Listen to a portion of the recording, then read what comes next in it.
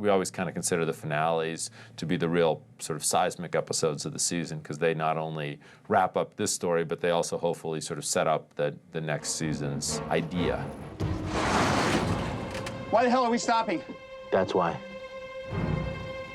In season 5, Sawyer has become very civilized. In fact, he becomes a leader much like Jack did, and he realizes that that's an easy job when you're not really in conflict. But when you are in conflict, being a leader, you have to make very, very difficult decisions. Doc, we gotta talk. You want to talk, then get in the van. We don't have time. I ain't getting in the van. This fight has been a long time coming, and we feel like it had to happen now.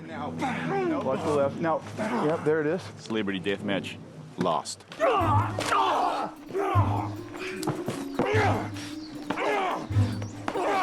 Ready for blood. Let's get this again with adding a little blood. Set, blood. Hit Josh up 2 times with blood. We got blood coming in, blood coming in. Good stuff. So I'm gonna be like, are you gonna stop? So it's kind of choking, but, or is it better? I think it's choking. All right, I can do that too. I don't know, you know, these 2 actors have just held it together for all these years. Yeah. And now they're just beating the out of each other. Hey, it ain't real unless you get a little. All right, banged up. Guys, that was awesome. Yee! The whole season for me has been sort of getting back to the island, looking for that fated destiny that Locke tried to tell him all those years was there for him. Nothing in my life has ever felt so right. The idea that, you know, you could alter the future was a very sort of faith-based concept, and so the idea that Jack had to sort of pick up Faraday's mission was really engaging to us. You want to see Saeed? Take us to the Swan. Swan it is. You got it.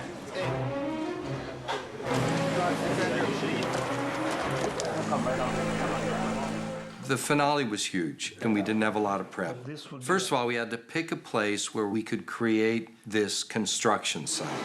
We're at the actual site where we've seen the hatch on the end of season 1 and part of 2, where Locke goes in and we discover Desmond.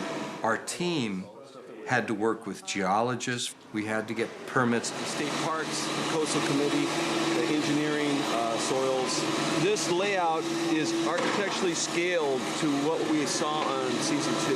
We'll shoot this out to the end of the season, and then we will restore this location and put it back to its original condition. It rains in Haia frequently, and that was part of the logistical nightmare of having this pit. The night before we were going to go there, pissing rain. They arrived to 2 feet of water and a lake. Special effects had the pumps going, construction had the trenches being dug, and once the water was all out of it, it looked even more real. It starts off with the gunfight at the OK Corral. All the actors have to be able to play who they're shooting at and why they're going where they're going, or it doesn't make sense. We can have, you know, we can have them in our sights if you want that. Well, today we have a lot to look after. We got 18 guns out and no waiting. Major misnomer that blanks aren't dangerous. Any gunfire is dangerous. Bang, bang, bang. Bang, bang, bang. Bang. Once the shootout happens, then Jack brings the bomb.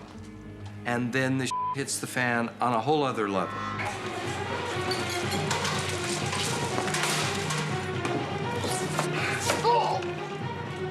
This is a big rig because there's so much things happening at once. I mean, we got motors going, we got steam, we got sparks, we got a collapse them with stun guys around.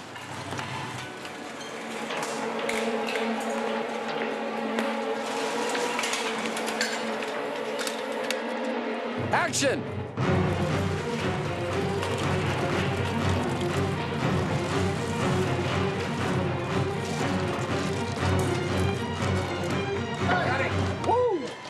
It's dangerous out here. There's no sled. It's just us on the rocks, right? What sled? Yeah, that's not a sled. Anything that's metal on a set, wherever Jack's pointing, will be traveling. Is that it? That is how. Ready, and action! This is the most awesome thing ever, actually. The fact that we're doing this on a television budget for television is the greatest thing ever. I mean, this is huge, this whole sequence.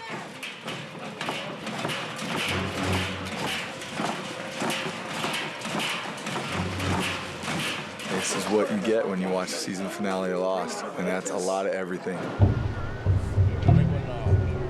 That's Taro, and that's the statue we're putting on top of the base there. The wonderful art department has given us this base. This is before, and that's after, when it's just the foot. Who the heck is Jacob? This is obviously a question the audience has, and I think that the audience was very surprised that we actually said, you want to see Jacob? Here's Jacob. We felt nobody would be expecting that, and not only would he appear in the teaser, but he would have these very significant run-ins with all these characters on the show, you know, some of them very early in their lives. I'll pay for it. Yes, here I am at the party, crashing with my hors d'oeuvres. What is the significance of these visits? There's a big mystery, and sort of the essential mystery rolling into the final You know what I season thought of was the show. interesting, Damon? That he kind of touched most of the characters that he visited off the island. Did he? He did. I mean, I noticed that he touched a lot of them. I'd have to go back and watch the DVDs to see if he actually touched them all. We've always thought of Jacob as good. Why? Who knows? So we really want the audience to be coming out of this season wondering, is this guy Jacob sort of a force of light or a force of darkness? Obviously, this conflict between the man in white and the man in black is something that's very significant rolling into the final season of the show. Well, you found your loophole. Indeed, I did.